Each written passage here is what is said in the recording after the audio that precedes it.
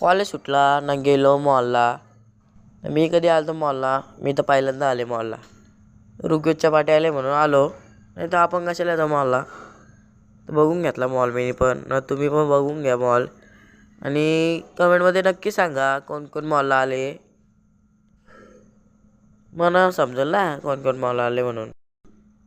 बघली सगळी दुकानं, तिथनं गेलो. मग कुठं आल्यावर सांगा तुम्ही. आलो आपण गेमिंग झोनला. तर सर्व गेमी बघल्या. आम्ही आलेलो दुसऱ्या कामासाठी. तर ऋग्वेद भाई बोलतोय चल जाऊन येऊ, बोलतोय गेमिंग झोन बघून येऊ बोलतोय. मी बोललो मग चल बोलू, आता आले तर बघून येऊ. आणि मग गेलो डबल दुकानं बघत बघत बघत. आपण आलेलो मॅकडीला जायला. तर ह्यो बोलतोय चल बोलतो फिरू, बोलतो जरासा, बोलतोय न मग म्हणतो जाऊ बोलतो मॅकडीला.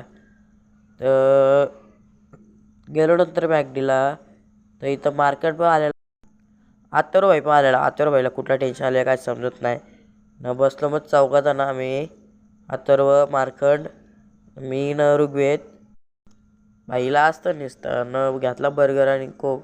जास्त नाही, पोट भरलेला होता म्हणून थोडा थोडा खाऊ बोलतोय. न यो भाई श्रेयश भाई बघा चालला आता यो घरी. तर मी पण जातो घरी. आणि इथनं जातो आता दिबा पाटील इंटरनॅशनल एअरपोर्टला. तर मोदी येणार होता म्हणून चाललेलो. न गाडी नव्हता, पप्पा, अण्णांना आणि कलिंगडवाला अण्णा. तर अजून 2 मेंबर येणार होतं, ते पुढं आलं, त्यांना दाखवला. तर बघा एअरपोर्ट किती मोठा आहे.